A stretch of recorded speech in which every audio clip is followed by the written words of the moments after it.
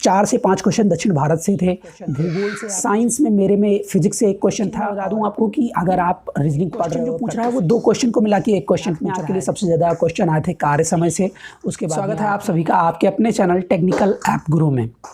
दोस्तों, अभी आप लोगों को पता होगा कि एनटीपीसी के एग्ज़ाम हो रहे हैं और एनटीपीसी के एग्ज़ाम में लाखों बच्चों का पेपर हो रहा है हर फेज़ वाइज फेज़ में। अभी फर्स्ट फेज़ का पेपर ख़त्म हुआ, उसके बाद में सेकंड फेज़ का स्टार्ट हुआ। सेकंड फेज़ में आपको मैं बता दूं मेरा भी पेपर था और मैं भी पेपर दे के आया, तो मैंने सोचा क्यों ना आपको उसका एक्सपीरियंस का प्रॉपर तरीके से बता देते हैं जिससे आपको कोई प्रॉब्लम ना हो अपना एनटीपीसी पेपर देने के लिए जब भी आप जाओ।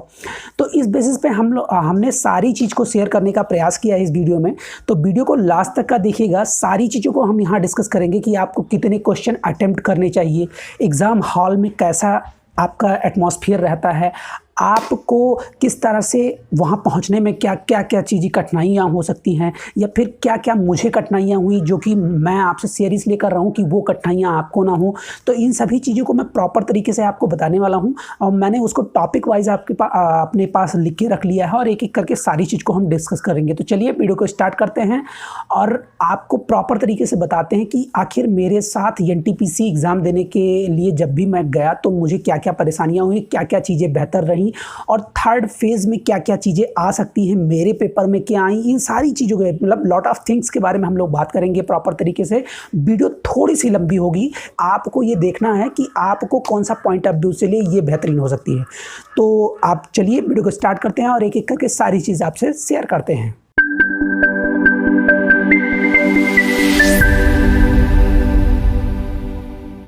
दोस्तों, आपको मैं बता देता हूं, मैं हूं राजेंद्र मिश्रा और आपका होस्ट भी मैं ही हूं। अब आप सोच रहे हो होस्ट के साथ में आप प्रिपरेशन भी कर रहे हो। जी हाँ दोस्तों, क्योंकि मैं भी अभी स्टूडेंट हूं और मैं भी आपसे सारी चीज़ें शेयर करना चाह रहा था। तो आपको मैं बता दूं, मेरा जो पेपर था एनटीपीसी का वो था 17 जनवरी को और मुझे ये इन्फॉर्मेशन मिली 2 या 3 जनवरी के आसपास में, मुझे एग्जैक्ट याद नहीं है। इसके लिए मैंने मेरा जो सेंटर गया हुआ था वो गोंडा से मेरठ के लिए गया हुआ था। अब आप लोग सोचोगे कि गोंडा से मेरठ के बीच में जो डिस्टेंस है वो करीब 915 किलोमीटर के आसपास में है। अब आपको स्क्रीनशॉट भी दिख रहा होगा। तो मैं चूँकि गोंडा से डायरेक्ट कोई ट्रेन थी नहीं मेरठ के लिए, तो मैंने यहाँ से गाज़ियाबाद के लिए और गाज़ियाबाद से फिर मेरठ के लिए मैंने अपनी ट्रेन टिकट बुक किया, वो भी 8 तारीख की डेट में। और 8 तारीख की डेट में बुक करने के बाद मैंने जो प्रॉपर एनालिसिस लिया था, यानी कि पढ़ने के बेसिस पे, तो मैं ये देख रहा था कि फर्स्ट फेज़ में कैसे क्वेश्चन आ रहे थे और सेकंड फेज़ में, इन सभी चीज़ों को मैंने डिटेल स्टडी किया था। मैं छोटे छोटे टॉपिक्स में सारी चीज़ों को देख रहा था। और साथ ही साथ मैं बता दूं, मेरा जो बैकग्राउंड है, मैं गांव से रहता हूं। तो गांव में अगर आप सारे कामों को घर के देख रहे हैं तो उसके बाद में काफ़ी कम टाइम मिलता है पढ़ने के लिए, लेकिन अगर आप सही तरीके से प्रिपेयर करना चाहो तो वो टाइम भी काफ़ी अच्छे तरीके से हो सकता है। अब आपको मैं बताता हूँ मेरी प्रिपरेशन में क्या बेहतरीन रहता था। मैं जो था वो एनालिसिस पर डे देखता था और एनालिसिस देखने के साथ साथ में मैंने जो अपनी बुक्स थी, यानी जो मैंने प्रिपरेशन कर रखी थी, उन बुकों को मैं अच्छे तरीके से रिमेम्बराइज़ कर रहा था। रिमेम्बराइज़ मैं 1 से 2 घंटे के आसपास में करता था। और आपको बता दूं, मैंने जीएस को पढ़ने के लिए लूसेंट को प्रेफरेबल किया था, बट आप जैसा कि मैं पेपर दे के आया, अभी मैं आगे बताने वाला हूँ कि पेपर में क्या क्या आया था। तो अभी मैंने जो पढ़ा वो लूसेंट को मैंने सॉल्व किया था पूरा। उसके बाद में रीजनिंग के लिए मैंने आर.के. झा को प्रेफर किया था। साथ ही साथ एक फास्ट ट्रैक की आती है प्रैक्टिस सेट रीजनिंग के लिए, तो आप उसको प्रेफरेबल कर सकते हो जिस हिसाब से ये पेपर आया था मेरा। मैं आगे अभी डिस्कस करूँगा आपको एक एक क्वेश्चन के बारे में कि क्या क्या था, उस सारी चीज़ों के बारे में बताऊंगा। बहुत सारी चीज़ें हैं इस वीडियो में, तो लास्ट तक का पूरा प्रॉपर तरीके से देखिएगा। और उसके बाद में मैथ के लिए मैंने अपनी एक खुद की नोट्स थी, तो उसको मैंने प्रिपेयर किया था और वो नोट्स मैं इलाहाबाद से प्रिपरेशन की थी, तो उसी नोट्स को मैंने एक एक करके सारी चीज़ को उसी से मैंने रिमेम्बराइज़ किया था। अब आपको बताते हैं कि ये तो मेरी तरीके की स्टडी थी जो मैंने भी पढ़ा। 17 जनवरी को मेरे यहाँ से टिकट था और मेरा 19 जनवरी 2020 को पेपर था मेरठ में। तो यहाँ से मैं 17 तारीख को निकला था यहाँ से उसके बाद में मैं 18 को सुबह करीब 5:23 या 24 मिनट पे मैं गाज़ियाबाद पहुंचा। वहाँ से मैं अपने यहाँ एक रूम था वहाँ पे पिकआउट किया और रुका, और उसके बाद में एक दिन मैंने वहाँ रिलैक्स किया। रिलैक्स करना आपके लिए काफ़ी ज़्यादा ज़रूरी है, क्योंकि भाग-दौड़ में अगर आप पेपर देने जाते हो तो काफ़ी स्ट्रेस हो जाता है और काफ़ी मतलब आपको नींद टाइप की लगती है जब आप एग्ज़ाम हॉल में बैठते हो। तो इस कारण से मैंने सोचा कि क्यों ना रुक के एक बार रिलैक्स कर लेते हैं, उसके बाद में चलते हैं। लेकिन तब भी मैं आपको बता दूं कि रिलैक्स उतना बेहतर नहीं हो पाया, क्योंकि अगर किसी दूसरे जगह पे आप जाते हो और वो चीज़ देखते हो तो बड़ा ऑड सा फील होता है। और फिर उसके बाद में मैं 18 को पूरा दिन रिलैक्स किया। 19 को मैं सुबह करीब 4 बजे अपने रूम से निकला, और निकलने के बाद मैंने एक ट्रेन देखी थी जो कि मुझे नई दिल्ली से लेनी थी। नई दिल्ली से मैंने मेरठ के लिए लिया। और एक चीज़ मैं आपको और बता देता हूँ कि जो आपको नियरेस्ट स्टेशन दिया रहता है आपके प्रवेश पत्र में, तो उस पर आप ज़्यादा भरोसा मत किया कीजिए। आप उसके आसपास के स्टेशनों पर भी चेक कर लिया कीजिए कि आपका डिस्टेंस आपके सेंटर से कितना दूर रहता है। क्योंकि मैंने देखा मेरा जो मतलब नियरेस्ट सेंटर था वो मेरठ कैंट था, और जबकि मेरठ कैंट से 7 से 8 किलोमीटर की डिस्टेंस थी वहाँ के बीच में। और उसके बाद में अगर मेरठ सिटी से मैं देखता तो 4 ही किलोमीटर की दूरी पे था वो कॉलेज। तो इस कारण से मैं आपको बताऊँगा कि आप ऐसा ये चीज़ें मत कीजिएगा। आप प्रॉपर तरीके से देख लीजिएगा 1 से 2 स्टेशनों में कि आपको क्या क्या चीज़ें वहाँ देखने को मिलती हैं। तो सारी चीज़ों को आप देख के उसके बाद में मैच करके तभी आप अपना पेपर देने जाइएगा। और रही बात, जब मैं स्टेशन पे पहुंचा तो मुझे थोड़ा सा हड़बड़ाहट हुई। मैं ट्रेन में जल्दी से जल्दी ही जंप कर दिया, क्योंकि ट्रेन रुक ही नहीं रही थी। तो किसी तरह कूदते फांगते मैं वहाँ से स्टेशन से बाहर निकला। और एक चीज़ और मैं बता दूं, आप स्टेशन से बाहर निकलने के बाद थोड़ा सा ऑटो वालों से थोड़ा सा बच के रहिए भाई, क्योंकि ऑटो वाले उस समय आपकी ज़रूरतों का अनावश्यक उपयोग करते हैं। जी हाँ, अब आप पूछोगे वो कैसे? भाई वो बाहर निकलते वो सोचते हैं कि कितना जल्दी आपको इधर से उधर दूसरे रास्तों पर घुमाते हैं। उसके बाद में आपको बता देते हैं 20 से 30 रुपये। मैं आपको बताऊं, मेरे सेंटर से मतलब मेरे स्टेशन से और सेंटर के बीच की दूरी टोटल 9 किलोमीटर थी, और एक रिक्शे वाले ने 2 ऑटो को मदद लेते हुए 30 से 45 रुपये उसके लिए चार्ज किया था। मतलब 30 रुपये एक ऑटो ने और 15 रुपये एक ऑटो ने, जो कि मेरठ IIMT यूनिवर्सिटी है वहाँ पे मुझे छोड़ने के लिए इतना मेरा चार्ज लगा था। और उसके बाद में करीब मैं वहाँ पे पहुँच गया था 8-10 के आसपास में। उसके बाद में मैं वहाँ थोड़ा सा इधर उधर घूमा, चाय पिया, और फिर उसके बाद में मैं वहाँ से निकलने के बाद करीब 8:45 पे वहाँ बैग रखने के लिए एक अनाउंसमेंट हुई कि आप लोग अगर बैग लेके आए हो तो उसको प्रिपेयर करके कॉलेज के अंदर एक कैंपस बनाया गया था, वहाँ पे आप प्रेडिक्ट कर सकते हो। तो वहाँ हम जो है उसके लिए चार्ज जो लिया गया था वो 20 रुपये चार्ज लिया गया था। तो वो मैंने दिया वहाँ पे, और उसके बाद में सबमिट करवाया। हाँ, थोड़ा सा एक चीज़ मैं बता दूँ कि IIMT कॉलेज जो था वो काफ़ी प्रोफेशनल कॉलेज था, काफ़ी बेहतरीन कॉलेज था। और मैंने देखा वहाँ की सारी इंफ्रास्ट्रक्चर को काफ़ी बेहतरीन मुझे कॉलेज लगा। अगर आपको कोई हायर एजुकेशन लेनी है या फिर कोई और हायर एजुकेशन करनी है तो आप IIMT को प्रेफर कर सकते हो, काफ़ी अच्छा कॉलेज है। और फिर उसके बाद में करीब 9 बजे के आसपास में एंट्री स्टार्ट हो गई, और एंट्री स्टार्ट होने का मैं 7वें नंबर पे खड़ा हुआ था। 7वें नंबर पे मुझे एंट्री मिली। कोविड के लिए अगर मैं बात करूँ तो कोविड के लिए कोई वही नहीं था, कैसे भी खड़े हो जाओ कोई मतलब नहीं ना। मास्क प्रेफरेबल था। और आपको मैं बता दूं कि जो लाइनें थी उसमें कोई सोशल डिस्टेंसिंग का नहीं लिया जा रहा था। वहाँ से एंट्री होने के बाद 6 से 7 जगहों पर आपकी चेकिंग हुई, उसके बाद में ऊपर लेके गए। और आपको एक चीज़ मैं और बता दूं कि यहाँ जो लोग सबसे इम्पॉर्टेंट थिंग्स यही रहने वाली है इस पूरे NTPC के पेपर में, क्योंकि बच्चों का जो अटेंडेंस है वो काफ़ी कम है। मेरी जो वहाँ के कॉलेज जो मेरे लैब में, यानी मेरा लैब था 312, तो उसमें मैंने टीचरों से बात की प्रॉपर तरीके से। तो उन्होंने बताया कि बेटा यहाँ 2000 करीब बच्चे पर डे पेपर देना रहता है, जिसमें से 300 या 400 बच्चे रोज़ पेपर दे रहे हैं NTPC का। अब आप खुद आकलन लगा सकते हो कि जो अटेंडेंस का परफॉर्मेंस है वो काफ़ी कुछ डाउन है। तो आपके लिए अगर प्रिपरेशन कर रहे हो या करके बीच में छोड़ दिए थे कोविड के कारण, तो पेपर देने मेरा मानना है कि आप जा सकते हो, क्योंकि ये सारी चीज़ें आपके लिए काफ़ी बेहतरीन रहने वाली हैं। अब मैं बताता हूँ आपको, परसेंटेज जो थी वो 40 या 45 के आसपास में थी, आप खुद भी निकाल सकते हो। और ये जो चीज़ें थी वो काफ़ी क्रूशियल चीज़ें हैं, इनको आप ज़रूर अपने एक साइड ऑफ व्यू में रखिएगा। अब मैं आपको बताता हूँ कि मेरे पेपर में क्या-क्या आया था। तो मेरे पेपर में मैं आपको बता दूँ कि जो लोग कह रहे थे कि हिस्ट्री थोड़ा-सा डाउन आ रही है, एनालिसिस को देख के बहुत सारी चीज़ें बता रहे थे कि जीएस में बहुत डाउन चीज़ें पूछी जा रही, नॉर्मल चीज़ें, ऐसा कुछ नहीं था भाई। आपके लिए मैं बता दूँ इन्फॉर्मेशन के लिए कि दक्षिण भारत से बहुत ज़्यादा क्वेश्चन पूछे गए थे। सफिशिएंट मैं आपसे बताऊँ करीबन 4 से 5 क्वेश्चन दक्षिण भारत से थे। भूगोल से आपके छोटे-छोटे क्वेश्चन पूछे जा रहे थे। आपके लिए पॉलिटी में अबैंडमेंट यानी अनुच्छेद को आप ज़्यादा प्रायोरिटी दो, क्योंकि उससे करीब 4 से 5 क्वेश्चन थे।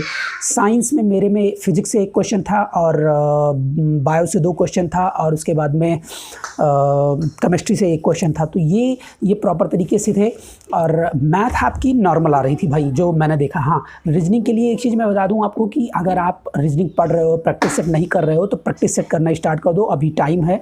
क्योंकि मैंने देखा है कि कोडिंग डिकोडिंग के जो कि नॉर्मल क्वेश्चंस होते हैं उनको हर कोई सॉल्व कर सकता है, बट मैंने देखा वहाँ पे कि कोडिंग डिकोडिंग का जो परफॉर्मेंस था वो काफ़ी ज़्यादा डाउन था। मतलब इतने हाई लेवल के क्वेश्चन थे जिनको सॉल्व करने में आसानी से आंसर नहीं आ रहे थे। हालांकि इस सेंटर के बाहर निकलने के बाद मैंने पूछा कुछ बच्चों से, तो उन्होंने बताया कि उतना बेहतर तो मतलब नहीं, 1-2 क्वेश्चन को उन्होंने परफेक्ट किया था। मैं अपने लिए अगर बात करूँ तो मैं जो था वो उसको क्लिक आउट नहीं किया था। ये प्रॉपर तरीके से था। आपको अगर पढ़ना है तो भाई साउथ की हिस्ट्री को ज़्यादा प्रेफरेबल करो अभी के इस फेज़ 2 में।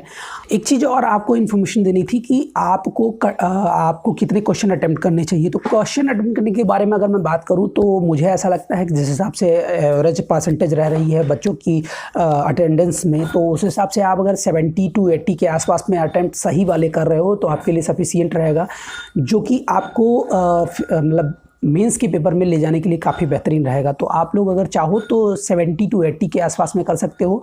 अगर आपका ग्रोथ और अच्छा है तो आप 90 या 85 के आसपास में करो, काफ़ी बेहतरीन आपके लिए रहेगा। 90 की में जो लोग 90 का एवरेज दे रहे हैं तो उनके लिए तो मैं यही कहूँगा कि भाई अगर तुक्के से मारे हो तो कोई बात नहीं, अगर अच्छे से किए हो तो भाई बहुत अच्छा है। और मेरा मानना है कि आप 70 to 80 के आसपास में करो, काफ़ी सफिशिएंट रहेगा आपके लिए। तो मैथ में आपके लिए सबसे ज़्यादा क्वेश्चन आए थे कार्य समय से, उसके बाद में आपके लिए आए थे लासा मासा से, उसके बाद में आपके लिए आए हुए थे साझा। और फेज़ 3 के बारे में अगर मैं बात करूं कि फेज़ 3 में क्या क्या आ सकता है, तो आप अगर नॉर्मल पढ़ रखे हो हिस्ट्री तो थोड़ा सा डीप में घुस जाओ। और एक चीज़ और, आपसे क्वेश्चन जो पूछ रहा है वो 2 क्वेश्चन को मिला के 1 क्वेश्चन पूछ रहा है। जैसे मेरे में क्वेश्चन पूछा गया था 13 अप्रैल 1990 को कौन सा हत्याकांड हुआ था और उसमें कौन सी समिति बनाई गई थी। यानी इसमें 2 क्वेश्चन बन रहे थे। एक तो पहले आप हत्याकांड के बारे में पता करो, उसके बाद में उसका समिति के बारे में पता करो। तो ये प्रॉपर था।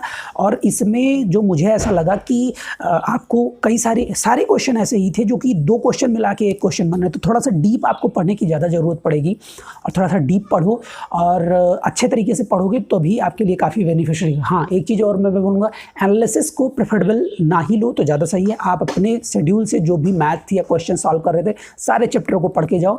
मैथ के लिए अगर मैं बात करूँ साझा से, फिर पाई चार्ट से। पाई चार्ट आपके लिए काफ़ी इंपॉर्टेंट है, करीब 6 क्वेश्चन मेरे में पूछा गया था। उसके बाद में आप पढ़ सकते हो लासा मासा के बारे में मैंने बताया, लासा मासा आपको पढ़ना है। उसके बाद में प्रॉफिट लॉस पढ़ लो, परसेंटेज पढ़ लो। परसेंटेज से काफ़ी छोटे क्वेश्चन आ रहे थे। माफ़ कीजिएगा, लाभ हानि से भी काफ़ी अच्छे क्वेश्चन आ रहे थे। मतलब नॉर्मल क्वेश्चन थे, इसको आप सॉल्व कर सकते हो। ट्रिग्नोमेट्री से 1 क्वेश्चन था, बीजगणित से 2 क्वेश्चन थे। बीजगणित में एक चीज़ मुझे देखने को मिला कि बीजगणित में प्रॉपर वे में सारी चीज़ें नहीं थी। 1-2 क्वेश्चन तो ऐसे थे जिनको आप देख के ही सॉल्व कर सकते थे। ये प्रॉपर प्रेफरेंस था आपके लिए। और मैं बात करूँ अगर थर्ड फेज़ में क्या क्या आ सकता है, तो थर्ड फेज़ में आपको थोड़ा सा डीप पढ़ने की ज़रूरत है। मैथ के सारे क्वेश्चन को अटेम्प्ट करो, प्रैक्टिस सेट ज़्यादा करो रीजनिंग के लिए, यही आपके लिए सफिशिएंट रहेगा। और बात करें इतना सब करने के बाद जब मैं सेंटर से बाहर निकला तो थोड़ा सा रिलैक्स फील कर रहा था। मैंने जो अटेम्प्ट लिया वो 75 के आसपास में था, क्योंकि 75 इनफ था मुझे ऐसा लगा। और मैंने जहाँ तक चेक किया वो सारे क्वेश्चन भी सही आ रहे हैं जिनको मैंने अटेम्प्ट लिया है। मेरे एग्ज़ाम में जो क्वेश्चन आए हुए थे उसका लिंक, उसकी PDF का लिंक मैं आपको नीचे दे दूँगा, या फिर मेरे टेलीग्राम चैनल को ज्वाइन कर लीजिएगा, लिंक डिस्क्रिप्शन में है, जाके ज्वाइन कर लीजिए। वहाँ पे मैं छोड़ दूँगा, आप जाके वहाँ से ले सकते हो। और फिर बात करें, जब मैं वहाँ से निकला तो मुझे वहाँ से मेरठ मतलब दिल्ली, मेरठ में दिल्ली बस अड्डा है कहीं, तो दिल्ली बस अड्डे से मुझे लेनी थी बस गाज़ियाबाद के लिए, और गाज़ियाबाद में मुझे मेरठ रोड का एक चौराहा पड़ता है, वहीं पे उतरना था। वहाँ से मैंने ऑटो किया और ऑटो करने के बाद अपने रूम पे पहुँचा। 4 दिन तक का तो कोई ट्रेन ही नहीं मिली मुझे, टिकट ही नहीं मिल पा रहा था चूँकि गोंडा आने के लिए। उसके बाद में 24 तारीख को माफ़ कीजिए 24 तारीख को मुझे ट्रेन मिली, और जो कि फैज़ाबाद के लिए था। और उसके बाद में एक चीज़ मैं और आपको बता दूं, काफ़ी मशक्क़त करने के बाद उसके बाद में 2 ईयर्स में मैंने सीट ली, उसके बाद में आया। आप अगर चाहो तो आप अपने एडमिट कार्ड को दिखा के भी जा सकते हो। अगर आपको ट्रेन की सीटें नहीं मिल पा रही हैं और आपको पेपर देने जाना है तो आप अपना एडमिट कार्ड लेके चले जाओ, कोई दिक्कत नहीं होगी, क्योंकि मेरे कई सारे दोस्त थे जो ऐसे ही गए हुए थे और वो दे के आए भी हैं। टीटी अगर उनको चेकआउट किया भी, लेकिन उन्होंने दिखाया, उसके बाद में कोई नहीं, छोड़ देते हैं, तो आप भी जा सकते हो। और फिर आपके लिए बता दें कि कोविड के लिए आपको हर स्टेशन पे, यानी मेरे स्टेशन पे 2 चेकिंग हुई थी भाई, 2 जगह कोविड के लिए टेस्ट हुआ है, और आपको भी करना मिल सकता है, क्योंकि नया स्ट्रेन है तो इसके बारे में चेकआउट हो रहा है। तो ये प्रॉपर तरीके से आपका स्ट्रेटजी रह सकते हो। मेरे में क्वेश्चन के जो लेवल थे वो मैं कह रहा हूँ कि मॉडरेट लेवल था। क्वेश्चन अच्छे खासे पूछे जा रहे हैं, आप जब तक डीप नहीं पढ़ोगे कोई मतलब निकलने वाला नहीं है। तो ये प्रॉपर सर्कमफ्रेंस था पेपर का। अभी आपको करना ये है, थर्ड शिफ्ट में अगर आपका पेपर पढ़ रहा है तो थोड़ा सा डीप आपको पढ़ने की ज़रूरत है, और अच्छे तरीके से एनालिसिस करो। सारे आप यूट्यूब की भी मदद ले सकते हो, आपने जो सब्सक्रिप्शन ले सकता है उससे मदद ले सकते हो। सारे क्वेश्चनों को आप एक बार फिर से समराइज़ कर सकते हो। हाँ, एक चीज़ मैंने नहीं बताई आपको, करंट अफेयर आपके लिए बेस्ट रहेगा, क्योंकि अगर करंट अफेयर को आप प्रेडिक्ट कर रहे हो, करंट अफेयर अगर आप पढ़ रहे हो, तो मैं इतना मानूंगा कि आप 2020 का करंट अफेयर पढ़ लो, काफ़ी है आपके लिए। अब आप कुछ लोग कहेंगे यार ऐसे क्यों बोल रहे हो, ऐसा तो हो ही नहीं सकता। हो सकता है भाई, क्योंकि मैंने देखा है कि जो 2018 के क्वेश्चन थे उनको स्टैटिक जीके में ले लिया गया है। तो आप ऐसा करो कि अगर आपके पास 2018 या 17 या 20 के अगर बुक्स रखी हुई हैं तो आप उनको अच्छे तरीके से पढ़ो, एक एक करके सारी चीज़ों को, और उसके बाद में उसको देख लो। हो सकता है वो क्वेश्चन पूछ सकते हैं आपसे। तो ये प्रॉपर इन्फॉर्मेशन थी, और ये ब्लॉग था एक छोटा सा जिससे मैंने आपको प्रॉपर तरीके से बता दिया। तो आपको ये वीडियो कैसा लगा कमेंट बॉक्स में ज़रूर मेंशन कीजिएगा। साथ ही साथ आपका क्या एक्सपीरियंस रहा था, या फिर अगर आपका कोई डिफरेंट एक्सपीरियंस रहा तो हमारे साथ शेयर कर सकते हो आप व्हाट्सएप पे भी, और साथ ही साथ हमारे टेलीग्राम चैनल पे भी। तो आपको इन्फॉर्मेशन कैसी लगी हमें कमेंट बॉक्स में ज़रूर बताइएगा। चलिए मिलते हैं अगले वीडियो में, तब तक के लिए नमस्कार, थैंक यू।